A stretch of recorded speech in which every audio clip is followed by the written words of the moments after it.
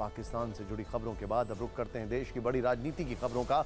और यह बड़ी खबर 80 लोकसभा सीट वाले उत्तर प्रदेश से है। इस राज्य में मिली जीत से जहां इंडिया गठबंधन का जोश हाई है, बीजेपी में जबरदस्त खलबली है। राहुल गांधी और अखिलेश यादव यानी यूपी के दो लड़कों की जोड़ी संसद में मोर्चा लेने को तैयार है।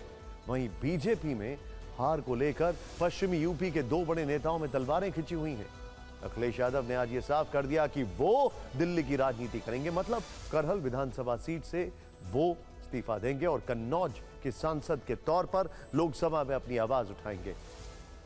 कन्नौज से जीत के बाद लखनऊ में हुई बैठक में पार्टी के सांसदों ने उनसे लोकसभा में रहने की अपील की। कार्यकर्ताओं से बातचीत भी की, मिलने का भी काम किया और उन लोगों से मैंने कहा भी कि अब जब दो जगह से चुनाव में जीत गया हूँ तो एक सीट छोड़नी पड़ेगी।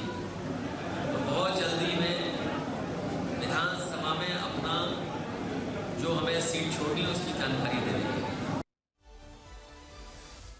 समाजवादी पार्टी के अध्यक्ष अखिलेश ने आज इसके साथ ही 300 पार का नारा भी दिया।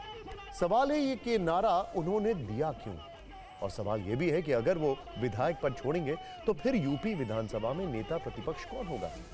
इन सवालों का जवाब देती ये रिपोर्ट आपको जरूर देखनी चाहिए। हम सब लोग मिलकर के समाजवादी पार्टी की विचारधारा को और मजबूत बनाएंगे और गांव, गरीब और जो हमारे तमाम पिछड़े, दलित, आदिवासी भाई बहनें उनको जोड़ करके अपने साथ लगातार इसी तरीके से कदम मिला करके चलने का काम करें। दिल्ली कूच करने से पहले अखिलेश यादव ने सैफई में नेताओं के साथ मीटिंग की और यूपी में जीत के लिए उनका धन्यवाद जताया। वो मैनपुरी जिले की करहल विधानसभा सीट छोड़ने का मन बना चुके हैं। मैनपुरी से ही उनकी पत्नी डिंपल यादव दूसरी बार सांसद चुनी गई हैं, लेकिन लोकसभा में प्रवेश से पहले कार्यकर्ताओं को उन्होंने नया टारगेट दे दिया। कार्यकर्ताओं में जोश भरते हुए उन्होंने कहा, पार्टी का अगला लक्ष्य 2027 में उत्तर प्रदेश विधानसभा चुनाव में सरकार बनाने का रहेगा। इसलिए अभी से 2027 की तैयारी में समाजवादी पार्टी के कार्यकर्ता जोर शोर से जुट जाएं। इस बार हमें 300 विधायकों के साथ 2027 में यूपी में सरकार बनानी है। दरअसल समाजवादी पार्टी के कार्यकर्ताओं को ऐसा लगता है कि केंद्र में अगर इंडिया गठबंधन की सरकार होती तो उसमें अखिलेश यादव की भूमिका बहुत ही महत्वपूर्ण होती, लेकिन ऐसा हो नहीं पाया। शायद यही वजह है कि अखिलेश यादव अपने कार्यकर्ताओं का जोश ठंडा नहीं होने देना चाहते और उन्होंने 300 पार का नारा दिया है।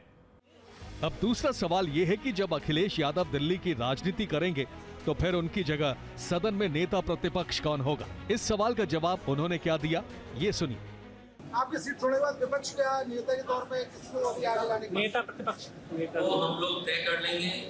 फैसला यही हो कि जिससे पार्टी को और मजबूती मिले, पार्टी का और वोट बढ़े।